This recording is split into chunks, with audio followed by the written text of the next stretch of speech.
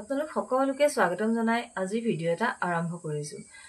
অৱশ্যে মোৰ অকণমান ইউটিউবটো খেলিমেলি হৈছে নেকি। আজি মই ভিডিঅ' এটা ৰাতিপুৱা 3বাৰ ডিলিট কৰি পেলাই আকৌ আপলোড কৰিছোঁ। কিবা ইংৰাজীত হৈ গৈছে বাৰু, চাওঁচোন ইয়াৰ পাছত বা কি হয়। বাৰু মূল কথালৈ আহোঁ, ভিডিঅ'টো দীঘলীয়া হৈ যাব। উচুপনি নামৰ এটা পেজ আছে, আপোনালোকে সকলোৱে জানে, ময়ো চাওঁ তেওঁৰ ভিডিঅ'। মাকৰ লগত তেওঁ থাকে, বৰ সুন্দৰকৈ এতিয়া ঘৰখন বনাই তুলিছে, যিহেতু পানীৰ পৰা এখন ঘৰ আছিলে।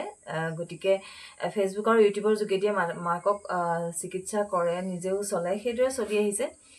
আৰু মাজতে অলপ দিনৰ পৰাই তেওঁ কিছুমান কথা কৈ আছে, নিজৰ পাৰ্চনেল কথা, গতিকে ভিডিঅ' বনাই আছে। গতিকে কোনোবা অচকাই বুলি এজন ইউটিউব ভিডিঅ' বনোৱা এজন, গতিকে বনাই আছে। মই ইমান গুৰুত্ব দিয়া নাই দেই, তাইৰ ভিডিঅ' যদিও চাওঁ যদিও কেতিয়াবা তাইৰ ভিডিঅ'ৰ তলত কমেণ্টো কৰোঁ। গতিকে তাইৰ ভিডিঅ' কোনো কমেণ্টৰ ৰিপ্লাই মই আজিলৈকে পোৱা নাই। গতিকে তেওঁৰ কথাবিলাকক লৈ মই ইমান যদিও চাই থাকোঁ, কিন্তু একো মই এনেকুৱা ধৰণে ভবা নাই যে ভিডিঅ' বনাম কেতিয়াবা, নাই ভবা দেই। কিন্তু এতিয়া আজিৰ ভিডিঅ'টো আপোনালোকে চাওকচোন। এই ভিডিঅ'টো মই লগাই দিছোঁ। এইটো ভিডিঅ' চোৱাৰ পাছত আপোনালোকৰ কি অনুভৱ হ'ব? এগৰাকী গাভৰু ছোৱালীয়ে কেতিয়াও নিবিচাৰে যে নিজৰ বদনাম এটা ওলক, নহয়নে? তাই যে এটা সন্তানৰ মাতৃ হ'বলৈ লৈ কিদৰে প্ৰেছাৰত পৰি নিজে সন্তানটো হত্যা কৰিব লগা হ'ল, আৰু সেই যে প্ৰেছাৰ দিয়া মানুহজন কোন, সেইখিনি গোটেই কথাখিনি এই ভিডিঅ'টোৰ যুগত আপোনালোকে গম পাব। যেতিয়া মই সেইখিনি চালোঁ, তাৰপিছত মই সঁচাকৈ ভাবিলোঁ যে ছোৱালীজনী সঁচাকেই নিৰুপায় হৈছে। তাই অন্ততঃ বিয়া নহ'লেও সেই সন্তানটো লগত লৈ কিজানি তাই থাকিলেহেঁতেন, নিজৰ সান্তনা লৈ থাকিলেহেঁতেন, কিন্তু সেই সুবিধাকণো সেই মানুহজনে নিদিলে। গতিকে তাই এজনী ছোৱালী হৈ কিমান কি অনুভৱ কৰি চাগে পৃথিৱীত জীয়াই আছে। পাওঁতেনো তাই নিজৰ কথা এইদৰে ইমানখিনিলৈকে কৈছেনে? প্ৰথমতে মই ভাবিছিলোঁ যে তাইৰ কথা চিন্তা কৰিবলৈ যাওঁতে এইটো কথা আমি চিন্তা কৰিব লাগিব যে সেই অচকাই বোলা তেখেতৰ নিজৰ পত্নী আছে, নিজৰ কন্যা নে সন্তান আছে, মুঠতে পঢ়ি আছে, ডাঙৰ সন্তান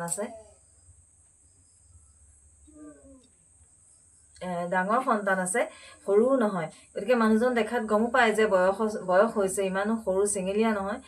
গতিকে সিমানখিনি হোৱাৰ পিছত আমি প্ৰথমতেতো চিন্তা কৰিম প্ৰথম পত্নীগৰাকীৰ কথা, সেই সন্তানকেইটাৰ কথা। গতিকে সেইখিনি কথাৰ মাজত আমি নুসুমুৱাটোৱে ভাল হ'ব, কাৰণ তেওঁলোকৰ বা কি পৰিৱেশ পৰিস্থিতি হৈছে, দেউতাকৰ কাৰণে সন্তানকেইটা বা কিমান কি শুনিব লগা হৈছে, বা পত্নীগৰাকীৰ বা কি অৱস্থা হৈছে, বহুত কিবা কথা চিন্তা কৰিবলৈ গৈ মই এইটোৰ মাজত নোসোমাওঁ বুলি ভাবিছিলোঁ। কিন্তু যেতিয়া আজি এই ভিডিঅ'টো মই চালোঁ, চোৱাৰ পিছত মোক সঁচাকৈ নামানিলে মনটোৱে। আৰু তেওঁ যিহেতু শ্বেয়াৰ কৰিবলৈ কৈছে, সেইবাবেহে মই শ্বেয়াৰ কৰিছোঁ ভিডিঅ'টো আপোনালোকৰ মাজলৈ।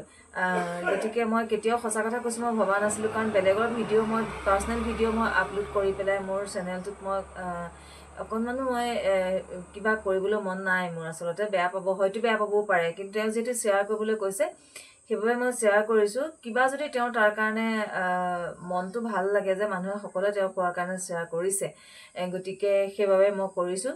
আৰু তেনেকুৱা ধৰণৰ মানুহ সঁচাকৈ পৃথিৱীত আছে।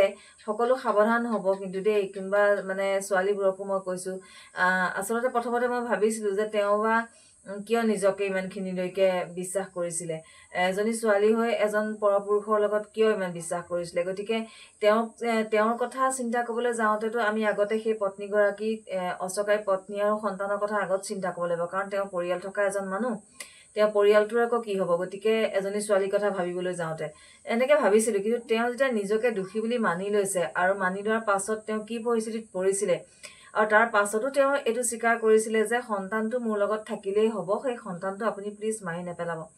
সিমানখিনি এগৰাকী ছোৱালীয়ে মাতৃৰ অনুভৱখিনি কৰিছিলে, আৰু সেই অনুভৱখিনিক মাৰি পেলাবলৈ মানা কৰিছিলে, আৰু সেইখিনি ইমান জোৰ কৰি মাৰি পেলোৱাৰ পাছত তাইৰ কি অৱস্থা হ'ব পাৰে। গোটেই কথাখিনি এই ভিডিঅ'টোৰ যোগেদি আপোনালোকে গম পাব, আৰু সেইবাবে মই ভিডিঅ'টো আপোনালোকৰ মাজলৈ আগবঢ়ালোঁ। আৰু এইদৰে শ্বেয়াৰ কৰাৰ পাছত যদি তাইৰ কিবা এটা মনটোত বস্তুটো শ্বেয়াৰ হোৱাৰ পাছত যদি তেওঁৰ কিবা এটা হয়, ভাল হওক বুলি মই ভাবিছোঁ। গতিকে ভিডিঅ'টো আপোনালোকে চাব নিশ্চয়কৈ। কৈছোঁৱে পুনৰবাৰ যে মই নভবাকৈহে এইটো ভিডিঅ' মই দিম বুলি ভাবিলোঁ, কাৰণ গোটেই কথাখিনি তাইৰ মুখৰ পৰা শুনি মোৰ বহুত বেছি দুখ লাগিলে। গতিকে চাওচোন আহক ভিডিঅ'টো সম্পূৰ্ণকৈ, তাৰপিছত আপোনালোকে কিন্তু কমেণ্ট কৰিব কিন্তু দেই। এইজন অচকাই অসমে মাকৰ গৰ্ভত থকা সন্তানটোক কেনেকে মৃত্যুৰ ভাবুকি দি দম দি ব্লেকমেইল কৰি মাকক পেটতে নষ্ট কৰিবলৈ বাধ্য কৰাইছিল আৰু নষ্ট হোৱাৰ পিছত মাকক কেনেকুৱা ধৰণে মানসিক হাৰাশাস্তি কৰিছিল আজি মই সকলো কম। হয়তো শুনি আপোনালোকৰ বুকু কঁপি যাব, মানুহ ইমানো নিষ্ঠুৰ হ'ব পাৰেনে? শিশুটোৰ মাকে তেখেতৰ ওচৰত বহুত কাকতি মিনতি কৰাৰ পিছতো আৰু ডক্টৰেও মানা কৰাৰ পিছতো ডক্টৰে ডাইৰেক্ট মানা কৰিছিল যদিহে সন্তানটো নষ্ট কৰে তেনেহলে মাকৰ কাৰণে বিপদ হ'ব, মাকৰ ৰিস্ক আছে, গতিকে সন্তানটো জন্ম দিবলৈ দিয়ক। কিন্তু তেখেতে নামানিলে। বহুত হল, বহুত ধৈৰ্য ধৰিলো, বহুত বুজালো তেওঁক, মই বহুত বুজালো আৰু বেলেগ এগৰাকী ইউটিউবাৰেও বুজালে আৰু বেলেগ এজন ইউটিউবাৰ দাদাইও তেখেতক বুজাইছিলে, কিন্তু তেখেতে কাৰো বুজনি নামানে আৰু সেইটো কাৰণে উপায় নাই, আজি মই ৰাজহুৱা কৰিবই লাগিব। আৰু এতিয়া মই আৰম্ভণিৰ পৰা সকলো কম, গতিকে আপোনালোকে যিমান পাৰে ভিডিঅ'টো শ্বেয়াৰ কৰক আৰু লগতে সৰু সৰু 18 বছৰ তলৰ বাচ্চাসকলক এটা অনুৰোধ, তোমালোকে ভিডিঅ'টো নাচাবা, ঠিক আছে? মই এটা কথা কওঁ, সেই ছোৱালীজনী বেয়া মানি লৈছো, তাই বহুত বেছি বদমাছ। এজনী বদমাছ ছোৱালীয়ে আপোনাক মাতিলে বুলিয়ে গাড়ীত তেল ভৰাই দিম বুলি ক'লে বুলিয়ে আপুনি কি দৌৰি আহি যাব নেকি? আপুনিতো এজন বহুত ভদ্ৰ জ্ঞানী মানুহ, আপুনিতো দমভালি মাৰি থাকে যে মই শাক খোৱা ভাত খোৱা ভিডিঅ' নবনাও, মই সমাজত সদায় ইনফৰমেশ্যন দিওঁ, মই এজন ভদ্ৰ মানুহ বুলি পৰিচয় দি থাকে। আপুনি যদি ইমান ভদ্ৰ তেনেহলে এজনী বদমাছ ছোৱালীয়ে আপোনাক গাড়ীত তেল ভৰাই দিম, ফুল টেংকি কৰি দিম বুলি ক'লে আপুনি সেই ছোৱালীজনীৰ লগত শুবলৈ আহি যাব নেকি? আজি সেই ছোৱালীজনীয়ে আপোনাক তেল ভৰাই দিম বুলি মাতিলে আপুনি তাইৰ ওচৰলৈ আহিলে, কাইলৈ যদি আৰু কোনোবাই মাতে তেতিয়া আপুনি কি বেলেগৰ ওচৰলৈও যাব নেকি? কিছুমান ছোৱালী থাকে পইচাৰ কাৰণে পুৰুষৰ ওচৰত নিজেই বিক্ৰী হয়, কিন্তু আপুনি তেনেকুৱা এজন পুৰুষ নেকি যিজন পুৰুষে পইচাৰ কাৰণে মহিলাৰ সন্মুখত বিক্ৰী হয়? আপুনি এজন পুৰুষ দেশ ব্যৱসায় নেকি? মাইকী মানুহে আপোনাক পইচা দিম বুলি ক'লে, গাড়ীত তেল ভৰাই দিম বুলি ক'লে আপুনি সেই মাইকীৰ লগত আপুনি নিজৰ দেহটো দিয়েগে নেকি? আপুনি এজন ইমান থাৰ্ড ক্লাছ মানুহ, এনেকুৱা এটা থাৰ্ড ক্লাছ কথা ছচিয়েল মিডিয়াত ক'বলৈ, আপুনি ইমান ভাল ভিডিঅ' বনোৱা এজন মানুহে এনেকুৱা নিজ কিছুমান কথা ছচিয়েল মিডিয়াত প্ৰচাৰ কৰি আপুনি নৱপ্ৰজন্মক কি বুজাব বিচাৰিছে? আপোনাৰ লগত শুবলৈ মোৰ মন গৈছে যে আপোনাৰ পইচা নাই, মই পইচা দিম, আপুনি আহক আৰু মোৰ গাড়ীখনতো প্ৰায় 2500 টকা তেল সোমাই টেংকি ফুল কৰি দিয়ে মোক। মই মানি লৈছো 100ৰ ভিতৰত ছোৱালীজনীৰ গাত 80% দুখ আছে, আপোনাতকে ছোৱালীজনী বেয়া, কিয়নো আপুনি ছোৱালীজনীক প্ৰথমে মিঠা মিঠা কথা ক'লে, ইমানেই মৰম দেখুৱালে, ইমানেই কেয়াৰ দেখুৱালে, সেই মিঠা মিঠা কথাত ছোৱালীজনী ভুল গ'ল, আপুনি তাইক এনেকুৱাকে বিশ্বাস দিলে, চকু মুদি মাত্ৰ আপোনাক বিশ্বাস কৰি সৰ্বস্ব উজাৰি দিলে আপোনাক, আৰু সেইটোৱে হ'ল ছোৱালীজনীৰ ভুল, আপোনাক বিশ্বাস কৰাটোৱে হ'ল সেই ছোৱালীজনীৰ ভুল।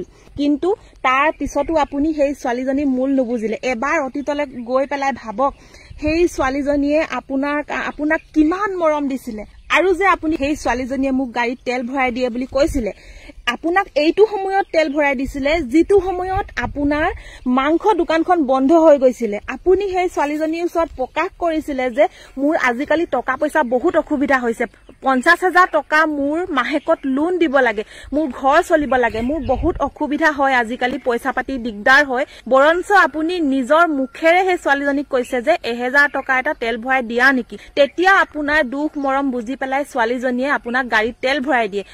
আৰু এটা কথা, আপোনালোকৰ খোৱা বোৱা সমস্ত বিল যে তাই দিয়ে বুলি কৈছে, কিন্তু প্ৰথম অৱস্থাততো চব আপুনিয়ে দি আছিলে, কিন্তু যেতিয়া আপোনাৰ বেয়া দিন আহিছিলে, আপোনাৰ দোকান বন্ধ হৈ গৈছিলে, তেতিয়া মৰমত সেই ছোৱালীজনীয়ে আপোনাৰ দুখ সহ্য কৰিব নোৱাৰি পেলাই যিখিনি আপোনালোকৰ মাজত খৰচ হয় সেই ছোৱালীজনীয়ে বহন কৰিছিলে। সেইটো এটা পইণ্ট নেকি আপুনি বাচিব পৰা? আপুনি যে ইমান ডাঙৰ এটা অপৰাধ কৰিলে, এটা দেৱ শিশুক যে পৃথিৱীলৈ অহা আগতে আপুনি যে মাৰি পেলালে, হত্যা কৰিলে, তাৰ তুলনাত সেই ছোৱালীজনীয়ে যে আপোনাক পইচা দিলে বেছি ডাঙৰ ভুল নেকি? আৰে আপোনাৰ লগত এটা ৰিলেশ্যনত আছিল, ভাল পাইছিল, তাই আপোনাক মৰম কৰিছিল, যাৰ কাৰণে আপোনাক সমস্ত দেশ উজাৰি দিছিলে ছোৱালীজনীয়ে, ভাল পাইছিল, মৰম কৰিছিল কাৰণেহে আপোনাৰ দুখ বুজি পেলাই তাই পইচা দিছিল।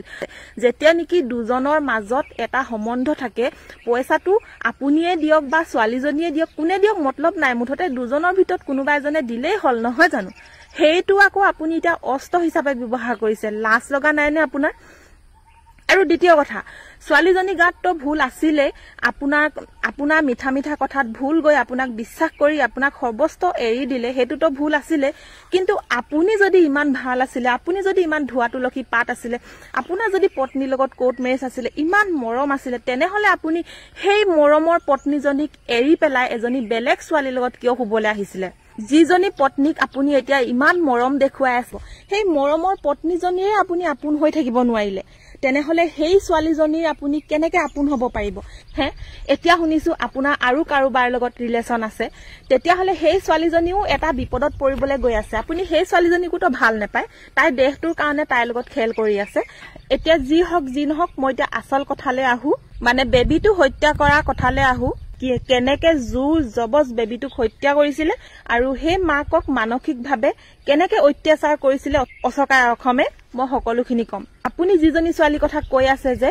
সেই ছোৱালীজনী যেতিয়া প্ৰেগনেন্সি ধৰা পৰিছিলে তেতিয়া প্ৰায় তাই সন্তানটো গৰ্ভত 1.5 মাহ হৈ গল আৰু তাৰ পিছত আপুনি কি কৰিলে তাক এখিনি টেবলেট আনি দিছে খাবলে কিন্তু ছোৱালীজনীয়ে বাধা দিলে যে মই টেবলেট নেখাও যে সন্তানটো মই ৰাখিব বিচাৰিছো আপুনি সেই মুহূৰ্তখিনিলে এবাৰ মনত পেলাওক সেই সন্তানৰ মাকে আপোনাক কিমান ৰিকুৱেষ্ট কৰিছিলে কিমান আপোনাৰ লগত কাজিয়া কৰিছিলে যে মোৰ সন্তানটোক মাৰি নেপেলাব মোৰ সন্তানটোক আপুনি জীয়াই ৰাখক আপুনি খুৱাব পিনাব নালাগে আপুনি তাক একো কৰিব নালাগে মাত্ৰ আপুনি দেউতাকৰ পৰিচয়টো দিয়ক মই তুলিম তাক ডাঙৰ কৰিম মই খুৱাম ভাল মানুহ বনাম বুলি আপোনাক বহুত ৰিকুৱেষ্ট কৰিছিলে তাৰ পিছত অৱশেষত আপুনি এখন হস্পিটেললৈ লৈ গল ৰাস্তাত কিন্তু আপোনাৰ সন্তানৰ মাকে কৈ গৈছিলে যে মোৰ সন্তানটোক কিবা এটা কৰি বচাওক না আপুনি কিবা এটা উপায় উলিয়াওক না লাগিলে বেলেগকে কৰবাত সৰুকে ৰুম এটা লৈ দিয়ক তাক বচাই ৰাখক না লাগিলে সি জন্ম হোৱাৰ পিছত আপুনি মোৰ জীৱনৰ পৰা আঁতৰিয়ে যাব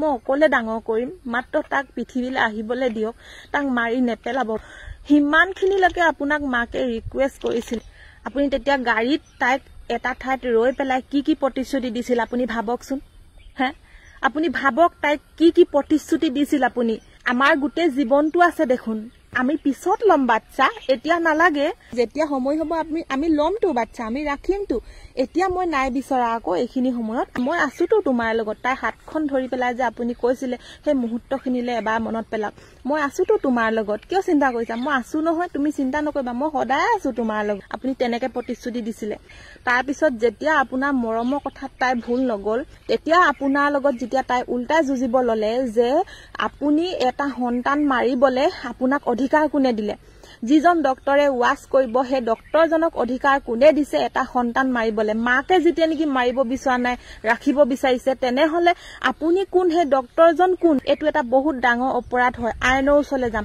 হেনেকে যেতিয়া আপোনাৰ লগত যেতিয়া তাই কাজিয়া কৰিব ধৰিলে তেতিয়া আপুনি কি কৰিলে গাড়ীখনৰ লক হৈ আছে দেখিছা নহয় এইবোৰ ডাঙৰ ডাঙৰ ট্ৰাক আহি আছে একদম গাড়ীখন খুন্দা মাৰি দিমগে বুলি আপুনি তেতিয়া তাইক মৃত্যুৰ ভাবুকি দেখুৱাইছে লক বন্ধ গিলাস বন্ধ তুমি চিঞৰিলেও নুশুনে বোলে এটো বোলে বাইপাছৰ ৰাস্তা কোনে দেখিব কোনে শুনিব বোলে পানীত গৈ পেলাই দিমগে গাড়ীখন বোলে ডাঙৰ ট্ৰাকত খুন্দা মাৰি দিমগে আপুনি তেনেকে মৃত্যু ভাবুকি দিছে তাই যেতিয়া আপোনাৰ পত্নীয়ে ক'লে যে মই আপোনাৰ ঘৰত গৈ সোমাই দিম মোৰ সন্তান মই নেমাৰো আপুনি দায়িত্ব লবই লাগিব বুলি যে যুজিলে তেতিম মানে এনেকুৱাকে ইমোশনাল ব্লেকমেল কৰিব ধৰিলে মই এনেকুৱাকে সুইসাইড কৰিম মই সব প্ল্যানিং কৰিয়ে থৈছো ভাবিয়ে থৈছো বোলে মানুহে মোৰ ডেড বডিটো নাপায় বোলে ঠিক আছে তুমি বাচ্চা জন্ম দিব আছে দিয়া বাপেকৰ পৰিচয় কৰ পৰা দিবা বোলে মই নাথাকো বোলে মোৰ ঘৰত সোমাই দিলেও দিয়াগে মই নাথাকো বোলে কাৰ লগত থাকিবা বোলে মোক বোলে অকল আজি আৰু কাইলে দিনটোহে তুমি পাবা বোলে পৰখি পৰা তুমি মোক ফোনটো নোপোৱা বোলে হয়তো মই তোমাক এতিয়া হে গাড়ীখনত খুন্দিয়াই দিমগে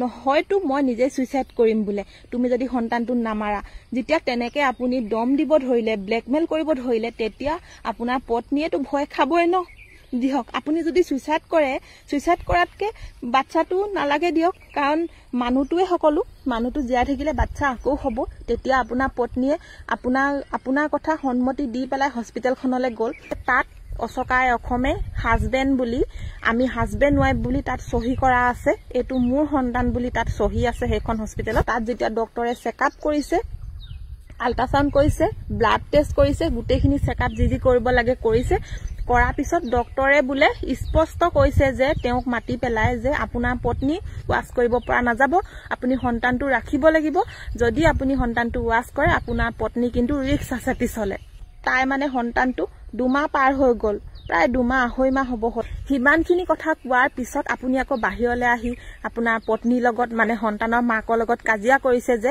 ৰিস্ক থাকিলে ডক্টৰ আছে নহয় বচাবলে। ডক্টৰে এনেকে কয়ে, ইমান মানুহে ৱাচ কৰি আছে, প্ৰথম তুমিয়ে নহয়তো পৃথিৱীত, ডেইলি কিমান মানুহে ৱাচ কৰি আছে, মানুহ মৰিছে নেকি, কিবা হলে ডক্টৰ আছে নহয়, মই আছো নহয় তোমাৰ লগত, তেনেকে বুলি কৰাই। তেনেকে কোৱাৰ পিছতো কিন্তু মাকে নিজৰ সন্তানটোক মাৰিব বিচৰা নাই। তাৰ পিছত সেই হস্পিটেলতে ৰুম ললে, মানে হস্পিটেলত এডমিট হল। পিছত ৰাতি মানে ডক্টৰে মানে 4-5টা মান টেবলেট একেলগে খাবলৈ দিছে। তেতিয়া কিন্তু আপোনাৰ সেই সন্তানৰ মাকে সেই টেবলেট কেইটা খাব বিচৰা নাছিলে। তাই বিছনাত শুই আছে, গা বেয়া লাগিছে বুলি আপুনি তাইক বিছনাৰ পৰা টানি উঠাই আছে, উঠাই আপুনি মুখত টেবলেটটো লগাই আছে, পানী বটলটো মুখত লগাই আছে, টেবলেটটো খুলি পেলাই।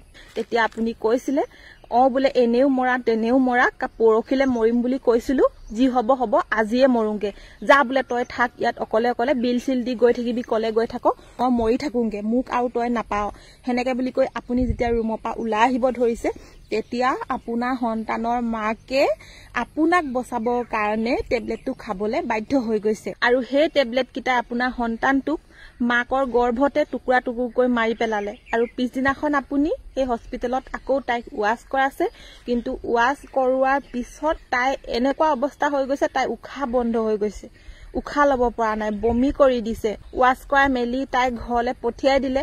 ঘৰলৈ পঠিয়ালে যি পঠিয়ালে, সেই দিনাৰ পৰা আপোনাৰ এটা ফোনো নাই। তাই ফোন কৰিলেও ৰিচিভ নকৰে, মেছেজ দিলেও আপুনি চিন কৰি থৈ দিয়ে।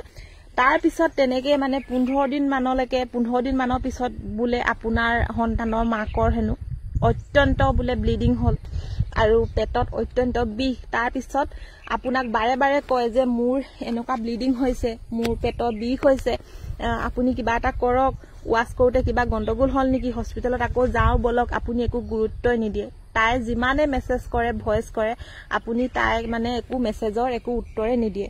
তাৰপিছত অৱশেষত তাই এদিন নিজৰ অসুখীয়া দেহাৰে সেনেকেই আপোনাৰ ওচৰলৈ ইমান দূৰ অকলে গৈ পেলাই আপোনাক সেই দোকানখনত লগ ধৰিলেগে। লগ ধৰি পেলাই কলে, বলক মোক হস্পিটেলত লৈ যাওক, মোৰ এনেকুৱা অৱস্থা হৈছে। তেতিয়াও আপুনি দোকানত সেই ছোৱালীজনীক মানে আপোনাৰ সন্তানৰ মাকক কেনেকুৱা ব্যৱহাৰ কৰিছিলে বা মনত পেলাওকচোন। মই যেতিয়া যাব লাগে গলোৱে, এতিয়া মই তোমাৰ লগত গৈ থাকিবলৈ নাই, যি দেখুৱাব আছে অকলে গৈ দেখুৱাই থাকাগে যোৱা। এতিয়া আপোনাৰ সন্তানৰ মাকে অৱশেষত অকলে আহি পেলাই দেখুৱালে, প্ৰায় ৱাচ কৰা এমাহ মানৰ পিছত। যেতিয়া আল্ট্ৰাচাউণ্ড কৰিলে, আল্ট্ৰাচাউণ্ড কৰাৰ পিছত আকৌ ধৰা পৰিলে যে তাই এটা ডাঙৰ পিচ থাকি আহিলে, মানে ৱাচ কৰোতে ক্লিয়াৰ নহল, যিহেতু বেবীটো 2.5 মাহ হৈছিলে। তেতিয়া ডক্টৰে কৈছিলে যে এইবোৰ পুলিচ কেছ হব, ইমান ডাঙৰ ঘটনা, গাৰ্জেন লাগিব, হাজবেণ্ডক মাতা। তেতিয়া আপুনি আহিছে সেইখন হস্পিটেললৈ, আকৌ আপুনি হাজবেণ্ড বুলি চহী কৰি আকৌ ৱাচ কৰাইছে আপোনাৰ পত্নীক। এমাহত আপুনি দুবাৰ ৱাচ কৰাইছে, পেটটো ঘুলুকি পেলাইছে আপুনি আপোনাৰ পত্নী। 2 বাৰ ৱাচ কৰাৰ কাৰণে তাই বহুত বেছি অৱস্থা বেয়া হৈ গ'ল। বেয়া হৈ যোৱাৰ পিছত আপোনাক বাৰে তাই বিচাৰে, বেলেগৰ পৰা মেছেজ কৰে, বেলেগৰ পৰা ফোন কৰে, কিন্তু আপুনি তাইক চবতে ব্লক কৰি দিলে। আপুনি কিমান নিষ্ঠুৰ মানুহ এজন। আপোনাৰ অকণমানো বেয়া নালাগিলে নে সেই ছোৱালীজনীলে? সদায় তৰ্পি থাকে তাই, সদায় তৰ্পি থাকে আপোনাক, তাই দুখবোৰ সদায় কয়। অৱশেষত আপোনাক গৈ তাই লগ কৰেগে, আপোনাৰ দোকানত গৈ তাৰ পিছতো আপোনাক 2-3 দিন লগ কৰিছেগে। তাই কৈছে মোৰ এনেকুৱা হৈছে, মোৰ তেনেকুৱা হৈছে, মই কষ্ট পাইছো, মোক ভালকে দেখুওৱা, মোক সুস্থ কৰা, কিন্তু নাই, আপুনি একো গুৰুত্বই নিদিয়ে। গতিকে মই এটাই কম আপোনাক ভালকে, আপুনি ইমানখিনি ভুল হৈ গ'ল, দুইটাৰে ভুল হৈ গ'ল, ভুল মানুহৰ হয়ে। গতিকে এতিয়াও চাগে আপোনাৰ হাতত সময় আছে, আপুনি আহক ধুনীয়াকে, তাইৰ ট্ৰিটমেণ্টখিনি কৰক।